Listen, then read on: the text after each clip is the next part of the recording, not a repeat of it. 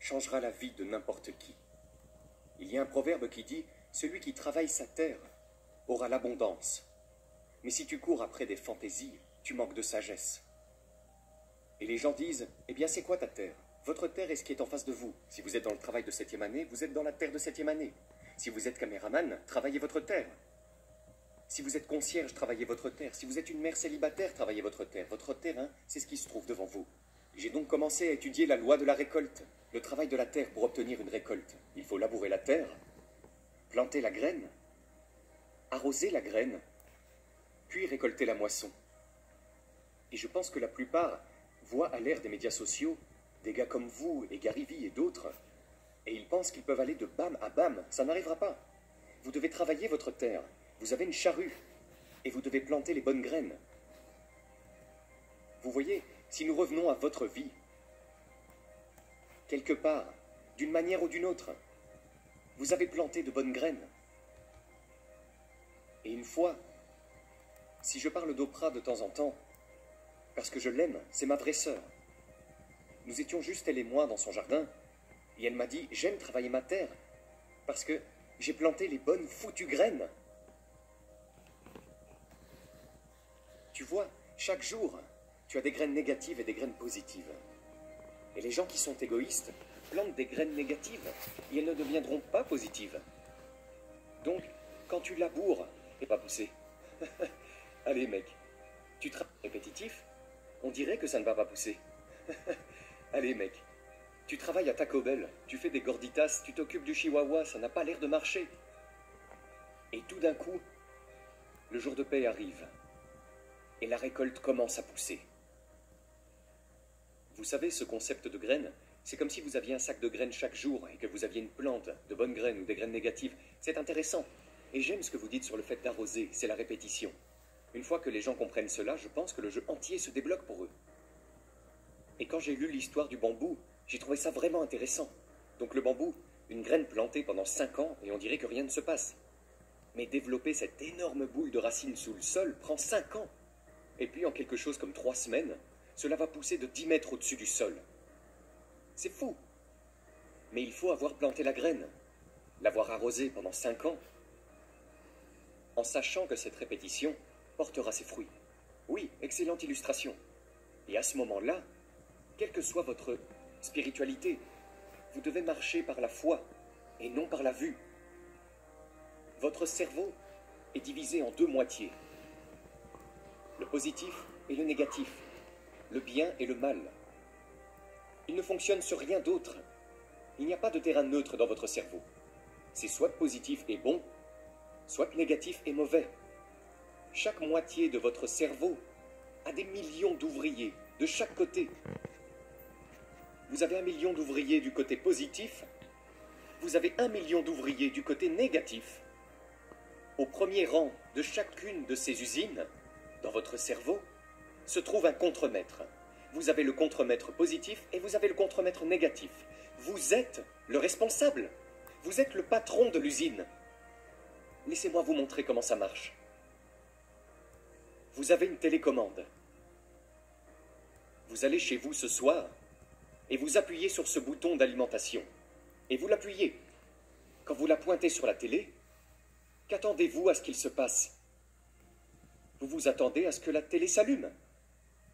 Écoutez-moi bien.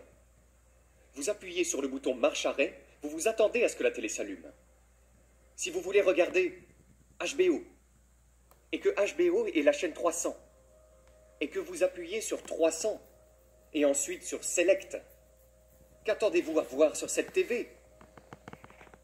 Et qu'est-ce qui arrive à cette télé? Ok, vous me suivez maintenant. Ce concept vient de la Bible. Car Dieu a dit « L'homme est tel qu'il pense ». Et comme il nous a tous créés à son image, devinez quoi? Nous sommes ce que nous pensons. Si Dieu a dit que la lumière soit, et la lumière fut. S'il a séparé les eaux de la terre, cela a été fait. Il vous donne le même pouvoir de produire. Tu ne peux pas créer un monde, mais tu peux créer ton propre monde. Et maintenant, puisque votre cerveau est en 2 parties, laissez-moi vous montrer comment cela fonctionne. Vous vous réveillez le matin et vous vous dites « Mec, je ne me sens pas moi-même aujourd'hui. Je me suis levé du mauvais côté du lit. Je ne suis pas matinal. Le contremaître négatif s'occupe de ça. Il se met en avant et il va vous dire « Qu'est-ce que vous avez dit ?» Vous dites que je me suis réveillé du mauvais côté du lit un mauvais jour, je ne suis pas moi-même, je ne suis pas matinal. Et il va vous dire « Vous pensez bien ?» Et il dira à ces millions d'ouvriers « Le patron vient de se réveiller, il a dit qu'il n'est pas matinal, il va avoir une mauvaise journée et il ne se sent pas lui-même. Mettons-nous au travail !» Les millions de travailleurs de l'usine commencent à produire des pensées pour justifier ce que vous venez de dire. Et maintenant, devinez quoi? Mec, je déteste que mon réveil ait sonné ce matin. Je dois sortir d'ici, dans ce trafic. Je vais conduire jusqu'ici aujourd'hui. Je n'aime pas ces gens à mon travail. Je ne supporte pas d'être confiant et d'être à ce boulot. J'aimerais bien avoir une nouvelle voiture, mais je conduis cette voiture en mauvais état. Et ainsi de suite, et ainsi de suite. Votre journée commence à se transformer en ce que vous avez commandé au début de la journée. Vous pourriez vous réveiller le matin et vous dire « Vous savez quoi? Aujourd'hui va être un grand jour. Je m'attends à ce que quelque chose de vraiment bien se passe pour moi aujourd'hui. Merci Seigneur de m'avoir réveillé ce matin. » Alors là, le contremaître positif va dire « Qu'est-ce que t'as dit? Tu dis que je passe une super journée aujourd'hui? Je m'attends à ce que quelque chose de bien m'arrive aujourd'hui. Merci Seigneur de m'avoir réveillé. » Le contremaître positif va se retourner et dire à ces millions d'ouvriers « Laissez-moi avoir votre attention. Steve passe une excellente journée aujourd'hui. Il s'attend à ce que des choses merveilleuses se produisent. Et les gars, c'est parti !» Et il commence à produire des pensées. Le même cerveau, mec. Je suis impatient d'aller au travail aujourd'hui. Ce n'est peut-être pas le travail que je veux, mais au moins j'ai un travail. Et je suis si reconnaissant. J'ai une voiture pour aller travailler aujourd'hui. Et mec, au moins j'ai un chèque qui rentre. Je veux tellement te remercier, Seigneur, pour ce toit au-dessus de ma tête aujourd'hui. J'apprécie le fait de ne pas avoir de voiture, mais au moins je peux marcher jusqu'au train. Mec, ça va être une super journée. C'est comme ça que votre esprit fonctionne. 24 heures sur 24 et 7 jours sur 7. Il ne s'éteint jamais. Vous devez changer votre façon de penser. C'est le facteur déterminant d'où vous allez dans la vie. Nous sommes tous là où nous sommes aujourd'hui, parce que nous nous sommes imaginés dans cette position. Si vous n'aimez pas cette position, pensez à vous en sortir. Changez votre attitude et vous changerez votre altitude. J'ai toujours trouvé la vie de Newton très fascinante. Parce qu'il n'était pas seulement l'un des hommes les plus intelligents de tous les temps, mais quand vous lisez des articles sur sa vie, vous vous apercevez que c'était un vrai cinglé. Il a eu une enfance très traumatisante, a subi beaucoup d'abus et a été très antisocial et émotionnellement dysfonctionnel toute sa vie. J'ai donc pensé qu'il serait vraiment cool de l'utiliser, lui et sa vie, comme exemple pour démontrer beaucoup de ces sujets dont nous parlons, en termes d'identité, de croissance, d'autodiscipline, etc. J'ai donc pris ces 3 lois du mouvement et j'ai créé des analogies émotionnelles de celles-ci.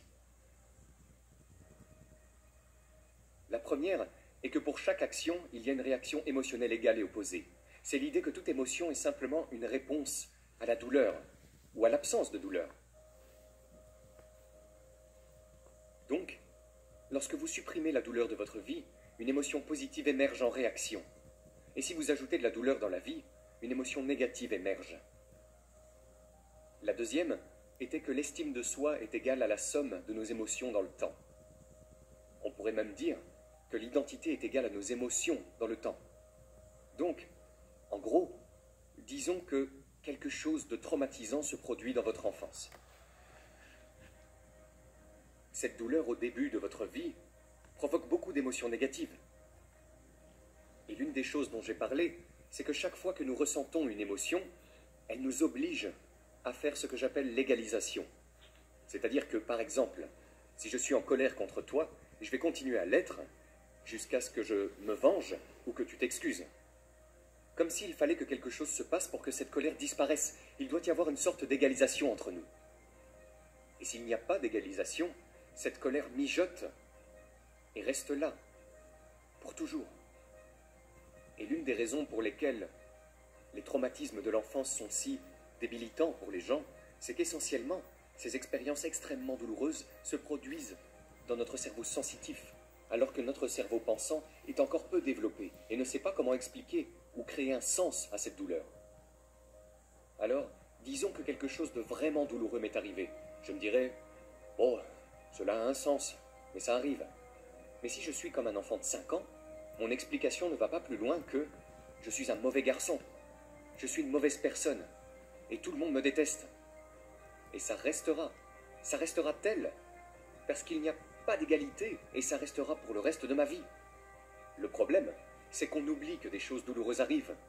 Nous traversons donc la vie avec ce sentiment d'infériorité et de douleur qui persiste, sans que nous puissions vraiment l'expliquer ou le justifier.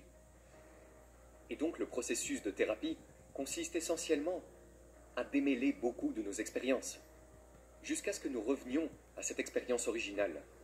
Et avec notre cerveau adulte qui réfléchit, nous pouvons maintenant donner un sens à cette douleur. Cela nous est essentiellement utile. Donc c'est la deuxième loi, c'est que notre identité est la somme de nos émotions au fil du temps. Et la troisième loi est que notre identité continuera à être notre identité jusqu'à ce qu'une nouvelle expérience agisse contre nous. Donc pour reprendre l'exemple de l'école de musique, j'étais musicien, je me présentais comme un musicien. Et puis je suis arrivé au deuxième semestre de l'école de musique, et on m'a botté. Et soudain je me suis dit, ah merde, je ne suis plus un musicien. Et maintenant je dois aller me chercher ailleurs. C'est comme, je ne suis pas un musicien, je ne sais pas ce que je suis.